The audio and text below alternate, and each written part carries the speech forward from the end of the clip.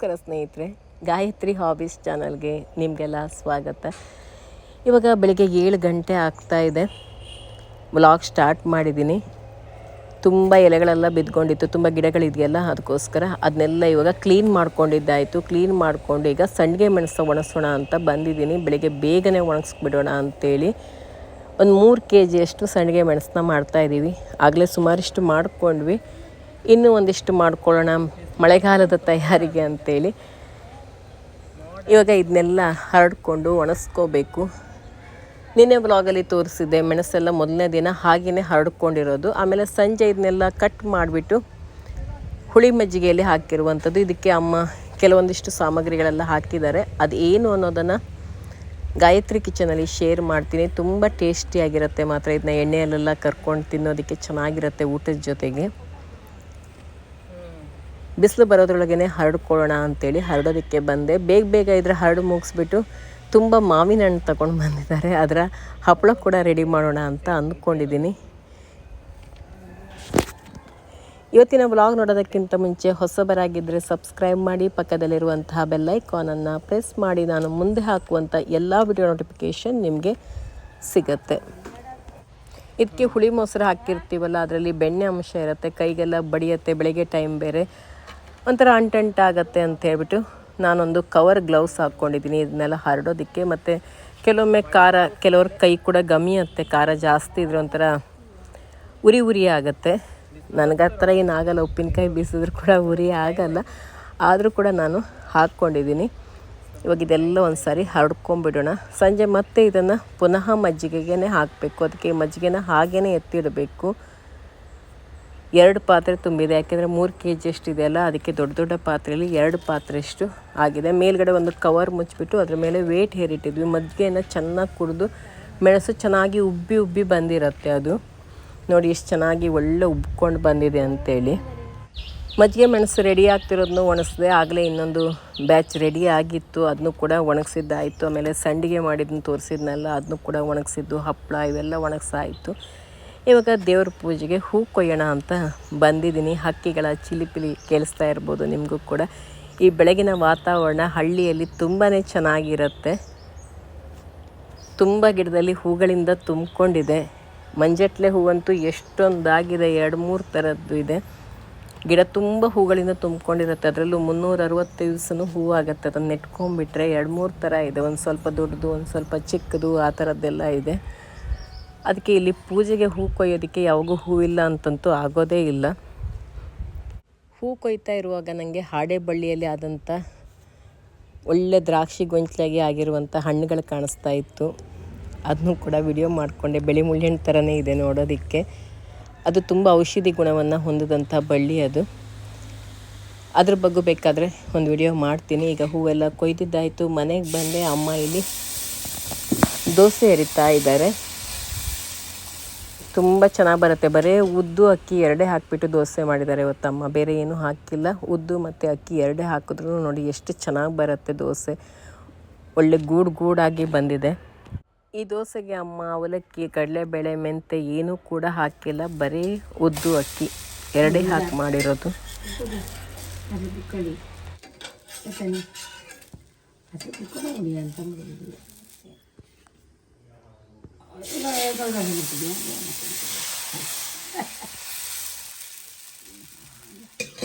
ಹಾಗೆ ಅಮ್ಮ ಬೆಳಿಗ್ಗೆ ಕುಡಿಯೋದಕ್ಕೆ ಮಾಡೋ ಕಷಾಯ ಹುಡಿ ಖಾಲಿಯಾಗಿತ್ತು ಅಂತೇಳಿ ಮಾಡ್ತಾ ಇದ್ದಾರೆ. ಇಲ್ಲಿ ಧನಿಯಾ, ಸೋಂಪು, ಜೀರಿಗೆ, ಕಾಳುಮೆಣಸು, ಒಣಶುಂಠಿ ಇವೆಲ್ಲ ಹಾಕಿಬಿಟ್ಟು ಧನಿಯಾ ಪೌಡ್ರು, ಜೀರಿಗೆನ ಎಷ್ಟಕ್ಕೆಷ್ಟು ಪ್ರಮಾಣ ಹಾಕತ್ತಾ ಇದೆ? ಅಲ್ಲ, ಒಂದು ಅರ್ಧ ಹಾಕ್ತೀನಿ. ಅದು ಒಂದು ಹಾಕ್ರಿ, ಇದು ಅರ್ಧ. ಧನಿಯಾ ಪೌಡ್ರು ಒಂದಾದರೆ ಅರ್ಧ ಜೀರಿಗೆ, ಸೋಂಪು ಕಾಲು. ಈಗ ಇದಿಷ್ಟು ಪೌಡ್ರ್ ಮಾಡ್ತೀವಿ. ಇದಕ್ಕೆ ಸೋಂಪು ಹಾಕ್ತೀಯ? ಅದಕ್ಕೆ ಹಾಕ್ತೀವಿ. ಕಷಾಯ ಪೌಡ್ರ್ ಮಾಡಲಿ ಎಷ್ಟು ಬೇಕು ಅಷ್ಟೇ ಹಾಕತ್ತೀರ. ಮತ್ತು ನನಗೆ ಎಷ್ಟು ಬೇಕು ಅಷ್ಟು. ಕಸಕಸೆ ಹಾಕಿದ್ಯಾ? ಹೌದು, ಗಸಗಸೆ ಪೌಡ್ರು, ಸೋಂಪಿನ ಪೌಡ್ರು, ಜೀರಿಗೆ ಪೌಡ್ರು, ಧನಿಯಾ ಪೌಡ್ರು, ಮತ್ತೆ ತಗ್ತಾ ಇದೆ ಒಂಚೂರು ಚಕ್ಕೆ, ಲವಂಗ, ಸ್ವಲ್ಪ ಮೆಂತೆ ಹುರಿದಿಟ್ಕೊಳ್ಳೋದೆಲ್ಲ.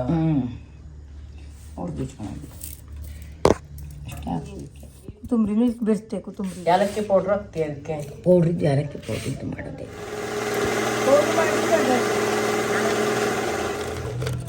ಅಶ್ವಗಂಧ ಹಾಕ್ತೀಯ? ಇದು ಕಷಾಯ ಹುಡಿ ಮಾಡೋದಕ್ಕೆ ಒಳ್ಳೆ ಪರಿಮಳ ಕೊಡುತ್ತೆ. ಇದು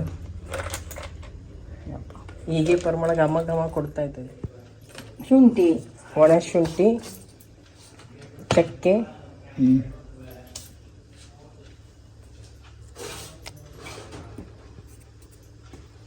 ಏಲಕ್ಕಿ ಪೌಡ್ರ್ ಇದೆಲ್ಲ ಇದು ಕಡೆ ಇದು ಪೌಡ್ರ್ ಹಾಕ್ತೀಯ?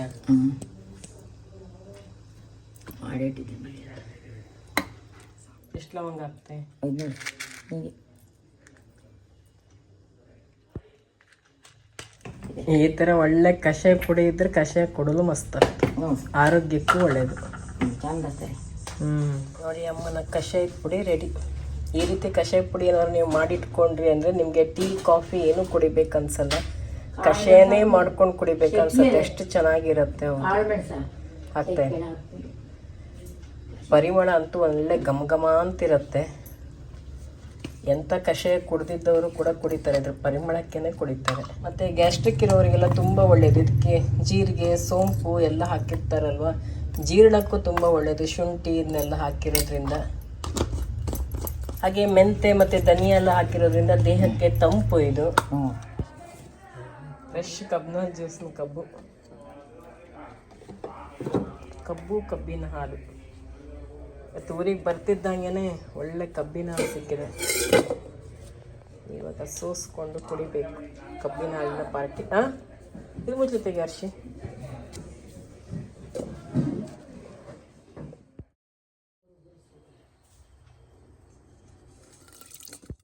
ಈಗ ಮಹಿಮೆ ಕಡೆಯಲ್ಲೂ ಆಲೆ ಮನೆ ನಡೀತಾ ಇತ್ತಂತೆ. ಈಗಲೂ ಕೂಡ ಗಣೇಶನ ಕಬ್ಬಿನ ಹಾಲು ತೊಗೊಂಡು ಬಂದು ಕೊಟ್ಟಿದ್ರು. ಫ್ರೆಶ್ ಆಗಿದೆ. ಕಬ್ಬು ಕೂಡ ತೊಗೊಂಡು ಬಂದು ಕೊಟ್ಟಿದ್ರು. ಈಗ ಅದನ್ನ ಸೋಸ್ಕೊಂಡು ಕುಡಿಯೋಣ ಅಂತ ಸೋಸ್ಕೊಂಡ್ವಿ. ಹಾಗೆ ಸ್ವಲ್ಪ ಲಿಂಬು ರಸ ಎಲ್ಲ ಹಾಕೋಣ, ಚೆನ್ನಾಗಿರತ್ತೆ ಅಂಥೇಳಿ ಹಾಕ್ಕೊಂಬಿಟ್ಟು ಕಬ್ಬಿನ ಹಾಲು ಕುಡ್ದಿದ್ದಾಯಿತು. ಅಪ್ಪನ ತಂಗಿಯ ಮಗಳ ಮನೆಯಲ್ಲಿ ಮದುವೆ ಇತ್ತು, ಸಿರ್ಸಿ ಗೋಳಿ ಸಿದ್ಧಿವಿನಾಯಕ ದೇವಸ್ಥಾನದಲ್ಲಿ ನಾವೆಲ್ಲ ಹೋಗಿದ್ವಿ. ಅಲ್ಲೆಲ್ಲ ಚಿಕ್ಕ ಚಿಕ್ಕದಾಗಿ ಒಂದು ಸ್ವಲ್ಪ ವಿಡಿಯೋ ಮಾಡಿಕೊಂಡೆ.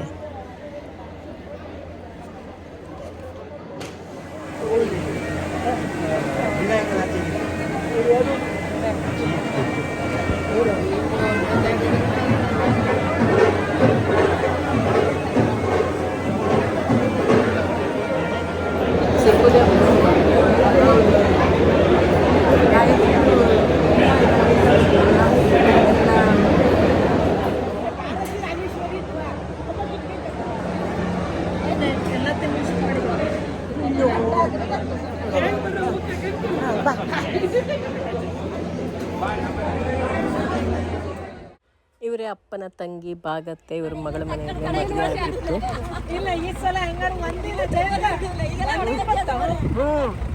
ಈಗೆಲ್ಲ ಹೊಡ್ಕೊಂಡು ಗೋಳಿ ಸಿದ್ಧಿವಿನಾಯಕ ದೇವಸ್ಥಾನದಲ್ಲಿ ಮದುವೆ ಆಗಿತ್ತಲ್ಲ, ಹಾಗೆ ದೇವರ ದರ್ಶನ ಕೂಡ ಮಾಡ್ಕೊಂಡು ಬರೋಣ ಅಂತ ಬಂದೆ. ಹಾಗೆ ಒಂದು ವಿಡಿಯೋ ಕೂಡ ಮಾಡಿದೆ, ನಿಮಗೂ ಕೂಡ ತೋರಿಸೋಣ ಅಂತೇಳಿ. ಇಲ್ಲಿ ಮದುವೆಯ ಕೆಲವೊಂದಿಷ್ಟು ವಿಡಿಯೋಗಳಿಲ್ಲ, ನಾವು ಕೆಲವೊಂದಿಷ್ಟು ಜನ ಸೇರಿದಿಲ್ಲ. ಯಾಕೆಂದರೆ DJ ಇಲ್ಲಿದೆ, ಮೊಬೈಲ್ ಕೂಡ ಸ್ಪೇಸ್ ಇಲ್ಲ. ಅದಕ್ಕೆ ಸ್ವಲ್ಪ ಮಾತ್ರ ಇವತ್ತು ಶೇರ್ ಮಾಡ್ತಾಯಿದ್ದೀನಿ ವ್ಲಾಗಲ್ಲಿ. ನೆಕ್ಸ್ಟ್ ವ್ಲಾಗಲ್ಲಿ ಮುಂದೆ ಎಲ್ಲೂ ಹೋದ್ವಿ ಅದು ಕೂಡ ಶೇರ್ ಮಾಡ್ತೀನಿ. ಇಲ್ಲಿ ಸೆಕೆ ಸ್ವಲ್ಪ ಕಡಿಮೆ ಇತ್ತು, ಅಷ್ಟೊಂದು ಸೆಕೆ ಇರಲಿಲ್ಲ. ಆದರೂ ಸೆಕೆನೇ, ಕೋಸ್ಟಲಿಗೆಲ್ಲ ಕಂಪೇರ್ ಮಾಡಿದ್ರೆ ಸೆಕೆ ಸ್ವಲ್ಪ ಕಡಿಮೆನೇ ಅಂತ ಹೇಳ್ಬೋದು. ತುಂಬ ಸೆಕೆ ಇರೋದ್ರಿಂದ ಸೆಕೆಗೆ ಹೆದರ್ಕೊಂಡು ಮಂಗ ಕೋಡಗಳೆಲ್ಲ ಬಂದಿಲ್ಲ. ಅದಕ್ಕೆ ಗೇರಣ್ಣು ಕಾಣಿಸ್ತು, ಬನ್ನಿ ಗೇರಣ್ಣು ಕೊಯ್ಕೊಂಡು ಬರೋಣ. ಊರಿಗೆ ಬಂದಾಗ ಈ ಗೇರನ್ನೆಲ್ಲ ತಿಂದಿಲ್ಲ ಅಂದರೆ ಒಂಥರ ಮಜಾನೇ ಇರಲ್ಲ. ನೋಡಿ ಅಲ್ಲಿ ಹಾಕ್ಕೊಂಡಿದೆ, ಅಲ್ಲಿ ಕೆಳಗಡೆನೇ ಹಾಕ್ಕೊಂಡಿದೆ. ಹಾಗೆ ಇನ್ನೊಂದಿಷ್ಟು ಗೇರು ಬೀಜ ಎಲ್ಲ ಹಾಕ್ಕೊಂಡಿದೆ. ನೋಡಬೇಕು, ಹಿಂಚಕ್ಕಾದರೆ ಹಿಂಚಬೇಕು. ಇಲ್ಲೂ ಒಂದು ಗೇರನ್ನು ಹಾಕ್ಕೊಂಡಿದೆ, ಅಲ್ಲೊಂದಾಗಿದೆ.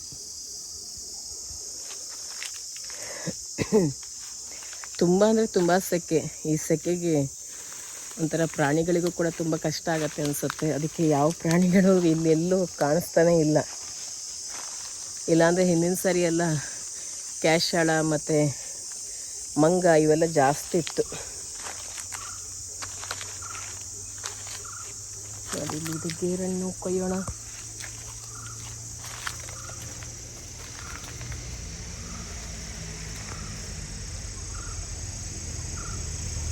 ಒಳ್ಳೆ ಮೊಟ್ಟೆ ಮೊಟ್ಟೆ ಥರ ಇದೆ ಗೇರಣ್ಣು. ಸಖತ್ತಾಗತ್ತೆ. ಇದಕ್ಕೆ ಉಪ್ಪು ಖಾರ ಹಾಕ್ಕೊಂಡು ತಿನ್ನಬೇಕು, ಸೂಪರಾಗಿರುತ್ತೆ. ಸುಮಾರಿಷ್ಟು ಗೇರಣ್ಣು ಇದೆ. ಈಗ ಎಲ್ಲ ಗೇರಣ್ಣು ಕೊಯ್ಕೊಂಡು ಹೋಗ್ತೀನಿ. ಈ ಗೇರು ಬೀಜ ಕೂಡ ತಿನ್ನೋಕ್ಕೆ ಚೆನ್ನಾಗಿರುತ್ತೆ. ಇದನ್ನ ಸುಟ್ಟುಬಿಟ್ಟು ಒಲೆಯಲ್ಲಿ ಸುಟ್ಟು ಇದನ್ನ ಒಡ್ಕೊಂಬಿಟ್ಟು ತಿನ್ನಬೇಕು, ಚೆನ್ನಾಗಿರುತ್ತೆ.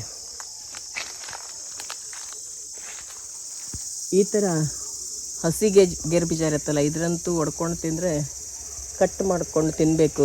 ಹೀಂಚೋದು ಅಂತ ಹೇಳ್ತೀವಿ ನಾವು. 2 ಕೋಲು ಇಟ್ಕೊಂಡ್ಬಿಟ್ಟು ಅದನ್ನು ಹೀಚ್ತೀವಿ. ಆ ಥರ ಮಾಡ್ಕೊಂಡು ತಿನ್ನೋಕ್ಕೆ ತುಂಬಾ ಚೆನ್ನಾಗಿರುತ್ತೆ. ಒಳ್ಳೆ ಟೇಸ್ಟ್ ಮಾತ್ರ. ಅದ್ರ ಪಾಯಸ ಎಲ್ಲ ಮಾಡಬೇಕು, ಸಖತ್ತಾಗಿರುತ್ತೆ. ಆದರೆ ಕೈಯೆಲ್ಲ ಮತ್ತೊಂಥರ ಸುಟ್ಟೋದಂಗೆ ಆಗುತ್ತೆ. ಗೇರು ಹಯ್ಯ ಇರುತ್ತಲ್ಲ, ಅದರಿಂದ ಕೈಯೆಲ್ಲ ಸುಟ್ಟೋದಂಗೆ ಆಗುತ್ತೆ. ಗೋಕರ್ಣಕ್ಕೆ ಹೋದಾಗ ನೋಡ್ಕೊಂಡು ಬಂದಿದ್ವಿ. ಗೇರು ಬೀಜ ಇರುತ್ತಲ್ಲ ಮೇಲ್ಗಡೆ, ಇದರಿಂದ ಎಣ್ಣೆ ರೆಡಿ ಮಾಡ್ತಾರೆ. ಆ ಎಣ್ಣೆನೆಲ್ಲ ಅಲ್ಲಿ ಪೇಂಟ್ ಥರ ಬಳಸಿದ್ದಾರೆ ಕಲ್ಲಿಗೆ. ತುಂಬ ಚೆನ್ನಾಗಿ ಶೈನಿಂಗ್ ಆಗಿದೆ ಅಲ್ಲಿ. ನೋಡ್ಕೊಂಡು ನಾವು ಅಪ್ಪ ಕೇಳ್ತಾಯಿದ್ರು ಏನು ಹಚ್ಚಿದ್ದೀರಾ ಅಂತೇಳಿ. ಅವಾಗಲ್ಲಿ ಹೇಳ್ತಾಯಿದ್ರು ಗೇರೆಣ್ಣೆ ಹಚ್ಚಿದ್ದು ಅಂತೇಳಿ.